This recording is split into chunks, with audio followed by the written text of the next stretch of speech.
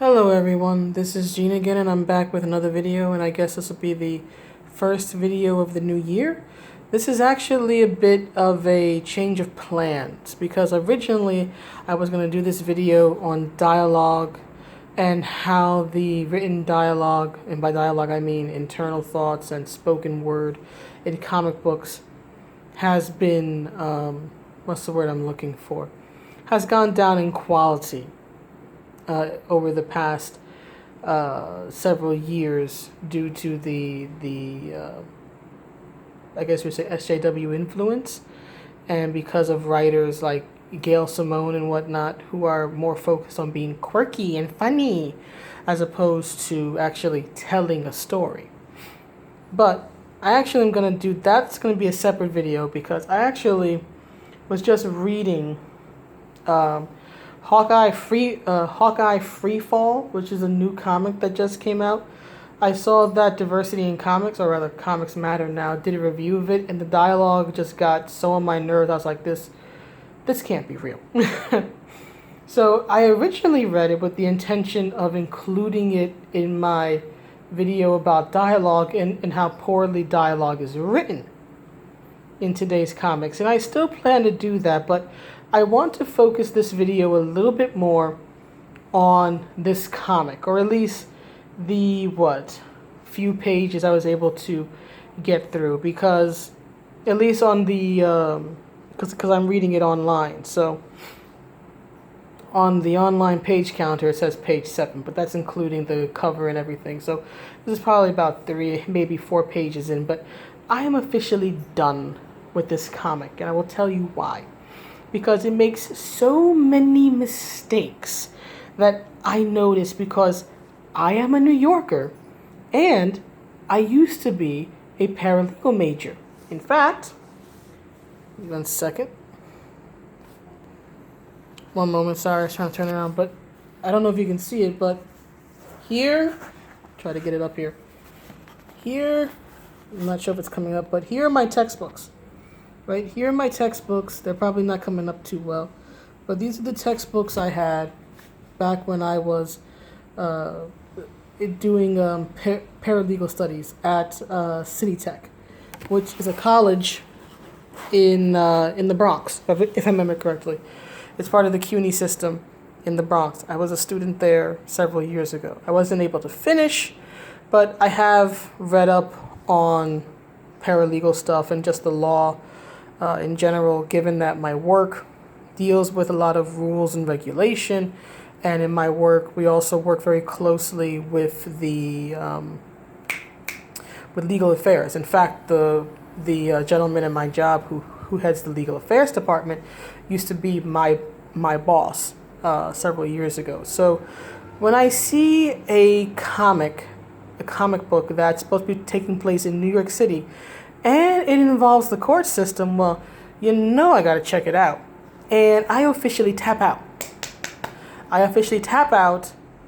A good, according to the page counter, 7 pages in, probably really 3 to 4 pages. But here's why I tap out. Here's why I cannot and will not finish this story that Matt Rosenberg wrote. First of all, I think Matt Rosenberg really should not be writing superhero comics. He really shouldn't, in my personal opinion.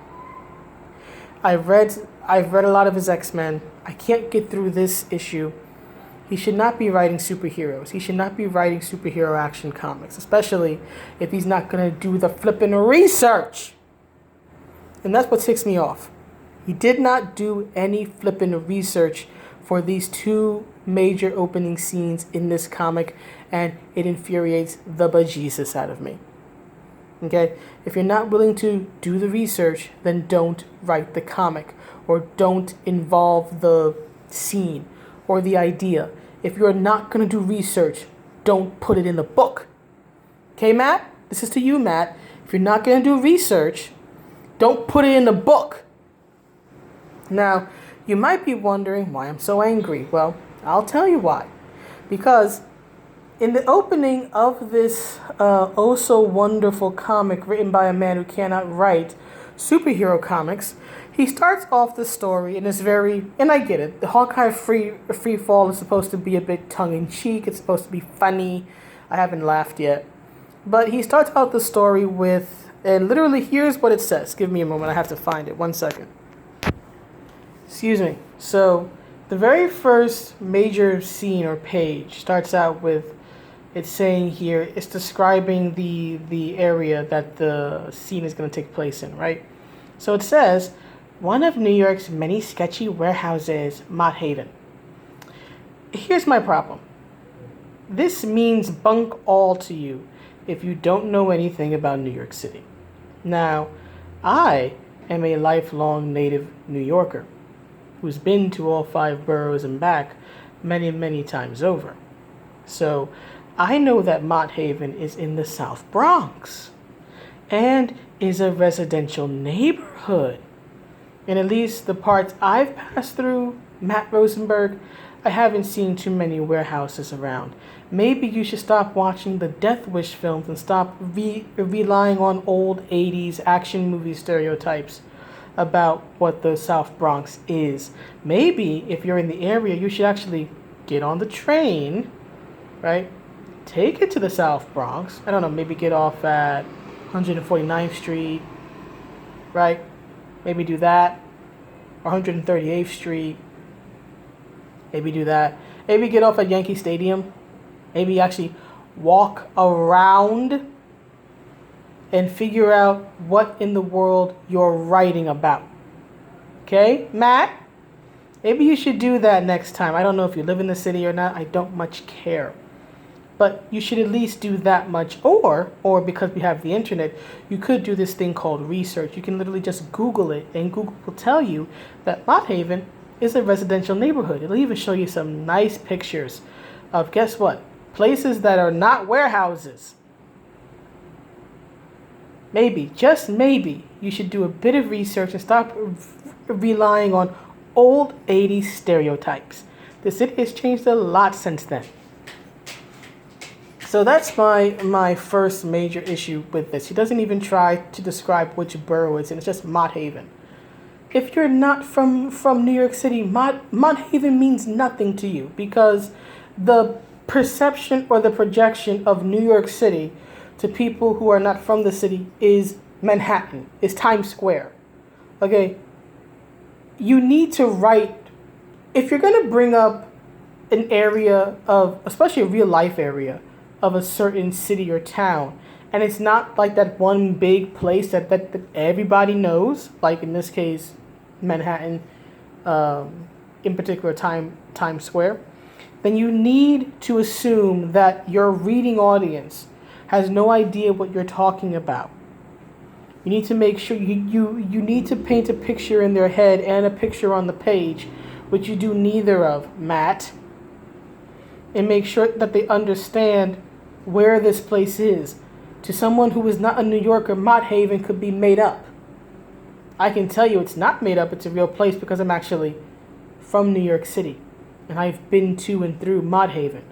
But guess what? The majority of your readers probably aren't, so you're doing a disservice to them by not actually going through the trouble of letting them know where this is. Okay, number 1. Number 2, 1 second. Sorry about that, I wanted to find my place. So here's my second issue with this. And this relates more to my experiences and knowledge of the law and the court systems than it does being a native New Yorker, again, going back to my history as a paralegal major at one time. You see, the next major scene after the Mott Haven warehouse scene, where, and I want to make this clear because this is important, where it's Hawkeye apparently doing his best Johnny Cage impression, starts a fight. He's the one who strikes first. Okay, and he's not even, at least not initially, he's not even in like superhero gear, so you can't even say that he's there as a crime fighter or anything. It looked like he was trying to infiltrate or get information or whatever, but he starts the fight. He's the one who attacks the main villain in the scene, this guy in a red hood in like a suit or whatever it is. But it's Hawkeye that starts the fight. I just want to keep that clear because that's going to come up later. Okay? So after the Mott Haven crime scene where Hawkeye starts the fight and then people are running and everything, and then the criminal runs away. Excuse me, I'm getting the hiccups. Sorry about that. And then Hawkeye and I guess the police arrest the criminal. We come next to a court scene. And here's how the court scene opens up. We again get another descriptor, excuse me for the hiccups, of the scene. And I'm reading this right now. Here's what it says. Later, the most boring place in New York City, Lower Manhattan. Matt! Oh, Matt! First of all, you're not even telling us like which court in New York, in Lower Manhattan, this is taking place in. And I get it. It's supposed to be funny. It's supposed to be it's not funny. You don't even have the decency to tell us which court this is supposed to be in Lower Manhattan. More importantly, it's ultimately a moot point because guess what? A criminal act that takes place in the Bronx is going to be dealt with by the Bronx Criminal Court. Did you do any research at all? Unless there is some question of jurisdiction, right? For those who may not be familiar with court structure and jurisdiction. Jurisdiction is basically trying to figure out which court should be dealing with this particular case. At times, there can be questions about it. For example, if the crime is committed in one place, but the criminal or the person responsible is from another, right? But and it's a very tricky thing, but none of that inherent trickiness is apparent in this court scene, right? There's no reason for these criminals to be, it looks like arraigned, I would say, because they're eventually there's dialogue about bail and everything, so it looks like they're being arraigned and then bail and then imprisoned for the moment.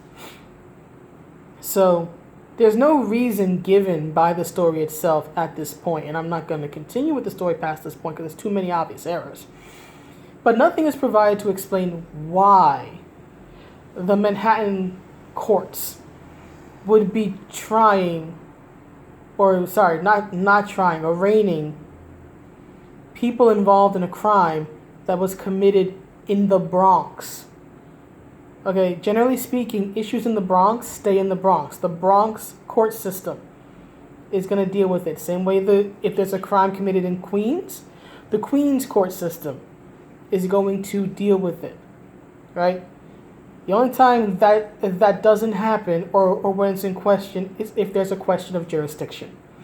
But none of the dialogue, whether it be spoken word by the characters or internal thoughts, details if there is a question of jurisdiction, and that's why this is happening in Lower Manhattan. Again, Matt Rosenberg, stop watching TV and do some research. I swear, if I remember correctly, there's at least one person who makes comics. I want to say Al Ewing, but I'm not positive. But I know that there's one person at Marvel who makes comics who used to be a lawyer. Why not ask that person for advice on this scene to make sure it is accurate? Because guess what? When a New Yorker, ding, ding, ding, ding, ding, who also was a paralegal major, ding, ding, ding, ding, ding, read your comic, I'm going to get upset very, very, very quickly when I see obvious errors that could have been corrected with a Google search. Now, here's another error he makes that could have been corrected with the mother flippin' Google search, Matt. There is dialogue here. I think it's internal dialogue. I think it's supposed to be Hawkeye's thoughts, which say, and I really want to laugh. This is about, I think, the hood criminal that he arrested at the end of the main opening crime scene. It says here, and I really want to laugh in his smug face when they send him to Rikers. Here's the problem with that. Number one, Rikers is misspelled. It's spelled Ryker''. That's not how you spell Rikers. Rikers is spelled R-I-K-E-R-S. No apostrophe. It's just Rikers. You spell it like Commander William Riker. There's no Y.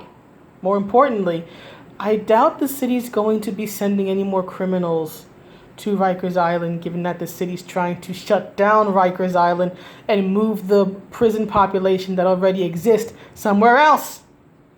They're trying to figure out what to do with the criminals that are already in Rikers Island. Again, Matt, did you do a lick of research? Because from best I can tell right now, you didn't. And this is not hard stuff to figure out. It is not hard, Matt Rosenberg, to figure this out. It is not hard. All you need to do is Google it. Just Google it. And yet you didn't, because these errors are bright as day. I'm assuming that you were thinking, well, nobody from New York City is going to read this. Nobody's going to notice that I made these very obvious errors. Well, you were wrong, Matt. You were wrong. Then there's the attorney. I'm going to assume he's a legal aid attorney.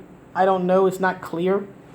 But there's a scene where the judge reprimands. There's like a bunch of goons in the beginning of this of the what would you call it? The opening scene, the opening Mott Haven warehouse scene, right? There's a bunch of goons there who, keep in mind, are not given any distinctive traits. They're not given names, so we don't know who these people are. So the judge says that bail is going to be set at $50,000, and then their attorney says this. I'm not joking. I'm reading this from the comic. The attorney that I guess is defending the goons from the warehouse scene says, "Judge, if I had 50 grand, I never would have taken this gig. Please, I got 2 kids at home who," and then the judge says, "Bailiff, get them out of here." Okay. Again, I understand it's trying to be funny. It's not funny, but I understand that it's trying to be funny, and that's part of the reason for the very flippant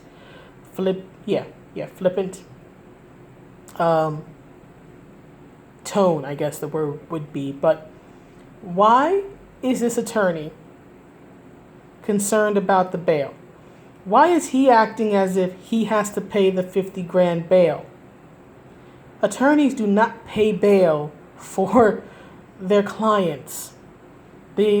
Unless there's some special circumstance, which again is never stated in any of the dialogue in this, Matt, there's no reason for the attorney to be crying over the 50 grand as if he has to pay it. He doesn't.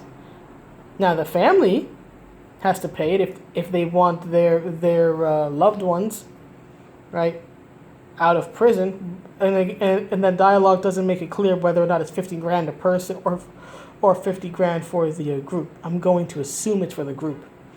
So I'm assuming that the families of the individual criminals will have to pool money together to pay the bail, but again, that's not the attorney's concern. So why do you have the attorney acting as if this is somehow his problem or something he's responsible for? He's not. Then, and here's the part that irks me the most, right? There's a thought box, I guess you could say, a thought box from Hawkeye that says this, right? Sometimes it seems like this system was built to punish people for being poor. Here's the problem with this. I don't mind if somebody has a criticism of the legal system or feels that it's designed in a certain way to punish the poor or whatnot. You may have a decent argument with that, but here's the thing. Matt Rosenberg doesn't make an argument for this thought. It's just there. There's no argument for it. We don't have any personal connection to any of the thugs in that scene. There is no sympathy to be had here for any of these characters. And keep in mind that if they're going to jail, then Hawkeye probably should too, because he's the one who started the fight. Okay, assault is a crime.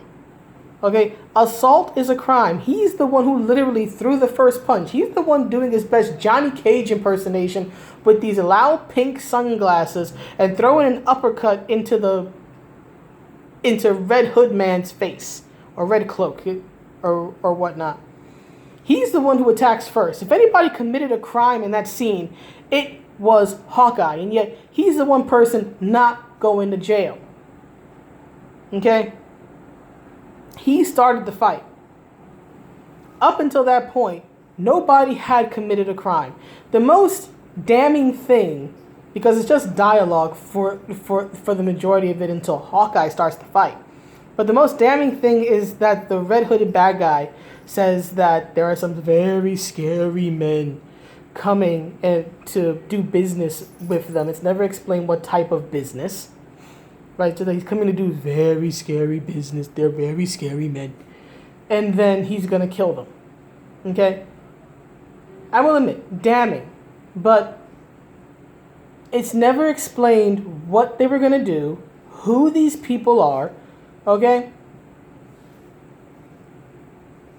All you got to do is just put him in front of a judge and have him say, "Well, Judge, I was just talking mess. I didn't mean anything." You need more.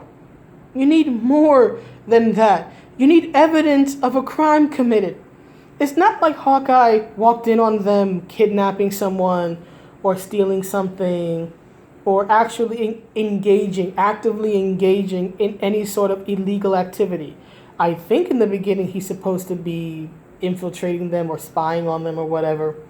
But again, up until he starts the fight, no one actually does or says anything, with the exception of the hooded guy just saying that he's going to have these scary men killed. Keep in mind, these scary men are never identified. At least in these few pages, we don't see them. We don't know who they are. We don't know who they work for. Right? It's not like he outright pays somebody for like a hit or something like an assassination attempt or anything. There's no definitive, from a legal standing, proof that a crime was committed outside of Hawkeye literally throwing the first punch, or rather throwing the first uppercut. If anybody committed a crime in that scene, it was Hawkeye, and he's the one person not going to prison because you don't understand a damn thing about the legal process. Do you, Matt Rosenberg? The only person who definitively committed a crime was Hawkeye, and he's the one getting away with the crime because you don't know how the legal system works, and you didn't even think to research it, despite having someone in Marvel, I want to say Al Ewing, but I'm not positive, but having someone there who actually was a lawyer, because you don't care, Matt.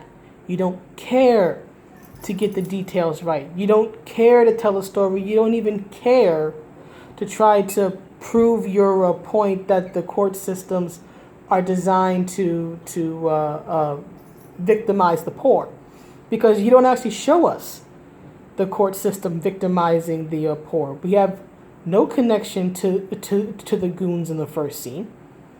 We have we don't know their names. We hardly know their motivations, right? It's not like their families, at least in those scenes, it's not shown or displayed that their families are going to pay for the $50,000 bail. You have the attorney, the attorney who is not responsible to pay bail, angsting over paying bail. If you want me to believe, or if you at least want to try to impress upon me the idea that the court system victimizes the poor by being oppressively expensive, then you need to actually show the court system being oppressively expensive. You need to create sympathy in me for these characters who are impacted by what the court system decides. You didn't do that in these scenes, Matt. and I am no longer interested in reading the rest of this stupid comic because you have offended me with the little bit that you started out with. In 2 major scenes, you took me from interested, even if it was just to see how bad it was, to legitimately pissed off. Because you did not even go through a Google search to make sure that these points made any sort of sense. I don't think you have a passion for this craft, to be honest with you, having read everything else you have written, Matt Rosenberg. Maybe you should go do YA novels. Maybe you should write for something else. I don't know. But if you're not willing to actually do the research, if you're not willing to actually put in time to make your points, to actually argue your points by actually showing us how, in this case, the court system victimizes poor people, then don't write the dialogue. If you're not willing to argue your point, then don't try to make the point in the comic. If you're not willing to research the court structure in New York City, then don't feature a court scene.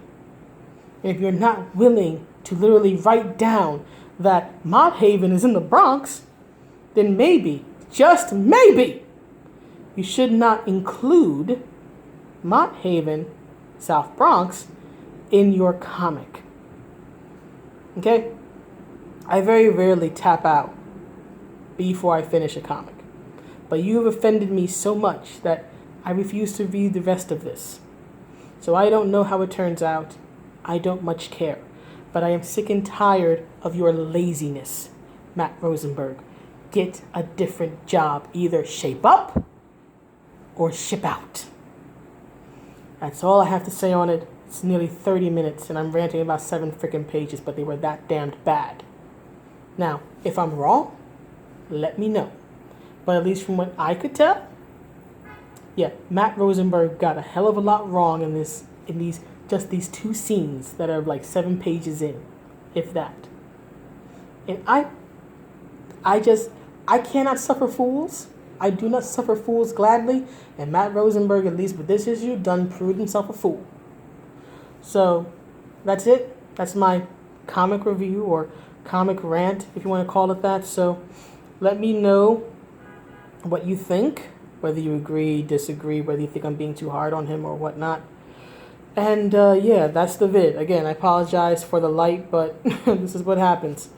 I tend to record at night, so this is what we get. So let me know what you think, and I will see you in the next one. See you around. And this is the first video of, I guess, the first official video of the new year. And here I said I was going to start on a positive note. Oh, comics, why do you hurt me so? But anyway, I'll see y'all around. Bye.